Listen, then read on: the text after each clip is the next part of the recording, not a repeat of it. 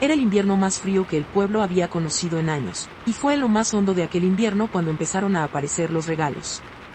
El primero fue un par de mitones, pequeños y rojos y cálidos, dejados en el umbral de la familia Aldane, cuya hija menor iba a la escuela con las manos metidas en las mangas por falta de un par. No venía ninguna nota con ellos. Nadie los vio dejar.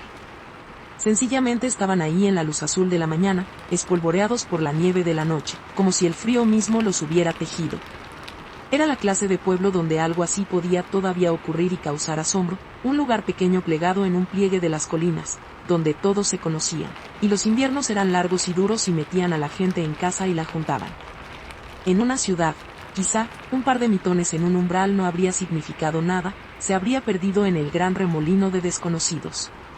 Pero aquí cada amabilidad tenía una forma, y cada regalo un misterio, porque aquí sabías, o creías saber, exactamente quiénes eran tus vecinos y de qué era capaz cada uno. Y nadie, rebuscando en su mente toda aquella fría mañana, podía pensar quién entre ellos tenía el tiempo, o la lana, o la callada bondad secreta, para haber hecho algo así, y no habérselo dicho a nadie. La señora Aldane preguntó calle arriba y calle abajo a quien tenía que agradecérselo, y nadie lo sabía, y al cabo de un rato dejó de preguntar y sencillamente le dio gracias a la mañana, y le puso los cálidos mitones rojos en las manos frías a su hija. Y luego, unos días después, volvió a ocurrir.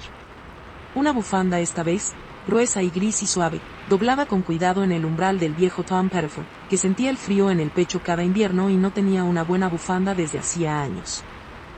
Durante todas las semanas más frías fueron llegando. Un gorrito tejido para el recién nacido del molino.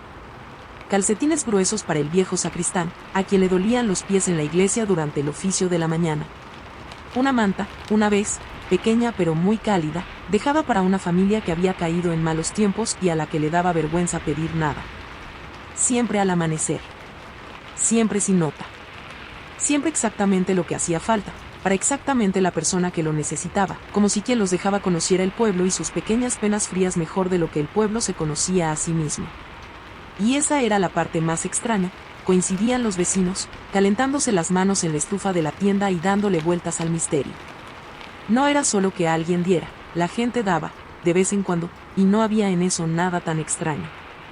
Era lo bien que conocía el que daba. Los mitones habían ido a la mismísima niña de manos más frías. La bufanda al mismísimo hombre de pecho más débil.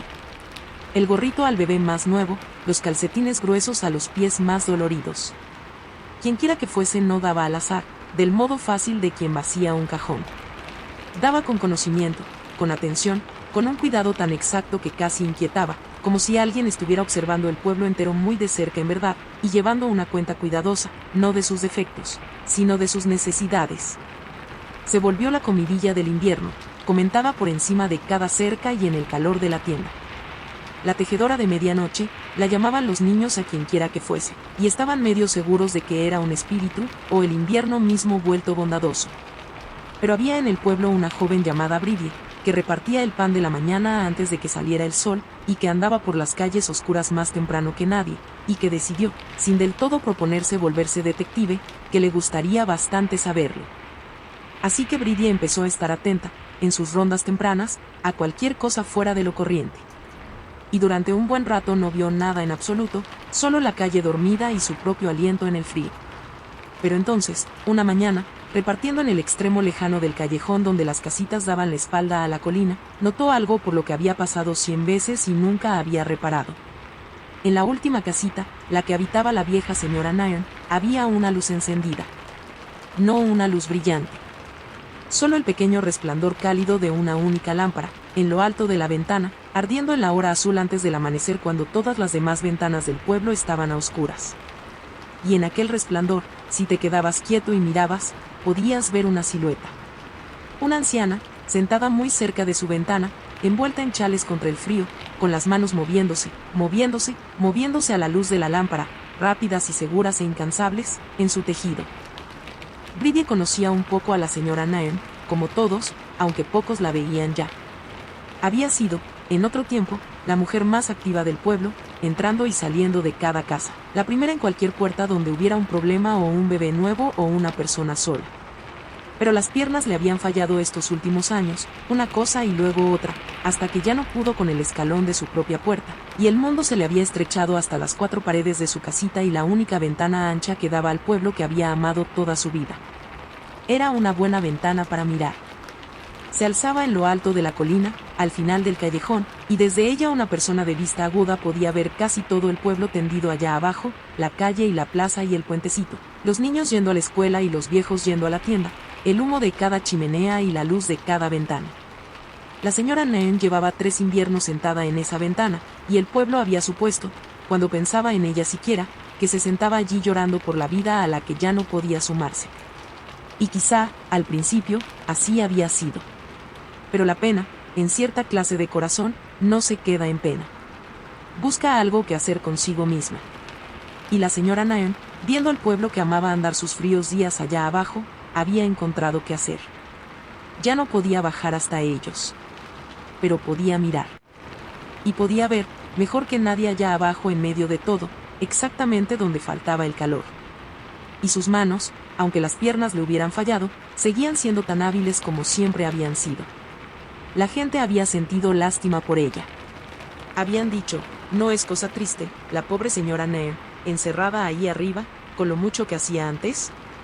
Y todo ese tiempo, comprendía Bridie ahora, de pie en la nieve con su pan enfriándose en la cesta, la señora Nairn no había estado encerrada siendo objeto de lástima en absoluto.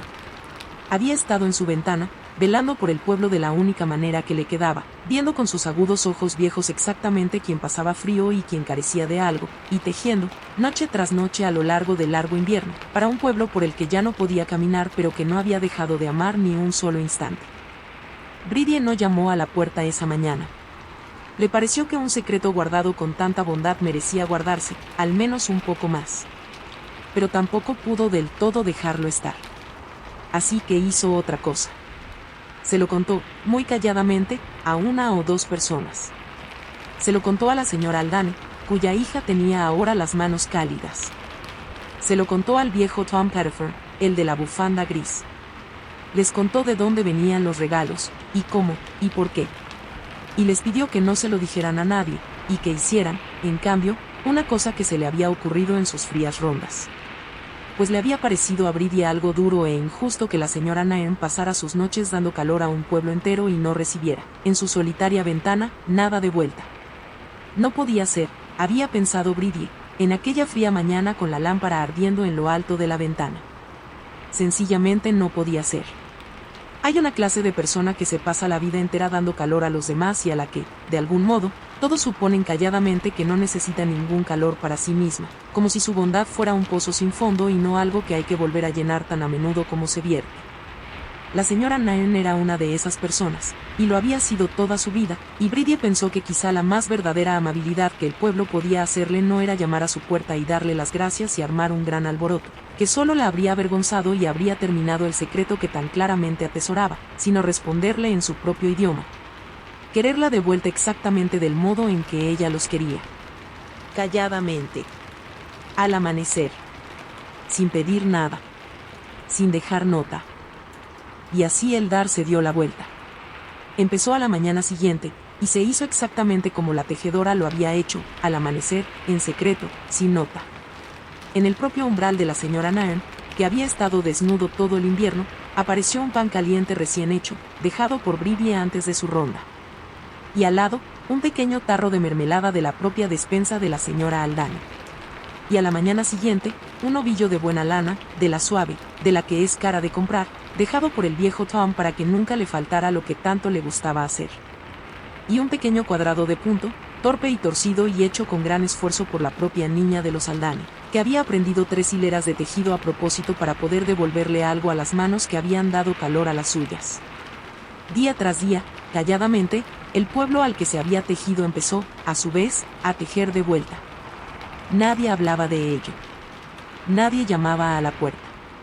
Sencillamente se entendía, del modo en que las mejores cosas en un lugar pequeño se entienden sin una palabra, que una amabilidad hecha en secreto se responde mejor en secreto, y que nadie que haya pasado la vida dando calor a los demás debería quedarse jamás a enfriarse solo en su ventana. Bridie estuvo allí, la primera mañana, escondida en la esquina del callejón, para verlo. Vio la lámpara aún ardiendo en lo alto de la ventana mientras el cielo empezaba a palidecer. Vio a la vieja señora Nairn dejar su tejido por fin, como hacía cada amanecer, y mirar el pueblo que despertaba una vez más antes de dormir. Y vio los ojos de la anciana bajar hasta su propio umbral, y encontrar el pan, y la mermelada, y el pequeño cuadrado torcido. Vio a la señora Nairn quedarse muy quieta. La vio comprender.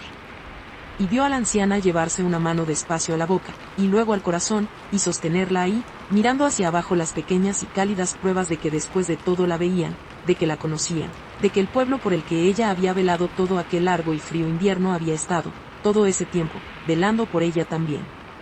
Siguió todo el resto de aquel invierno, el callado intercambio, el calor bajando desde la ventana alta y el calor subiendo de vuelta hasta el umbral, hasta que ya no habrías podido decir quién era el que daba y quién el que recibía, pues se había vuelto sencillamente lo que el pueblo hacía, un círculo de pequeñas amabilidades secretas sin principio ni fin.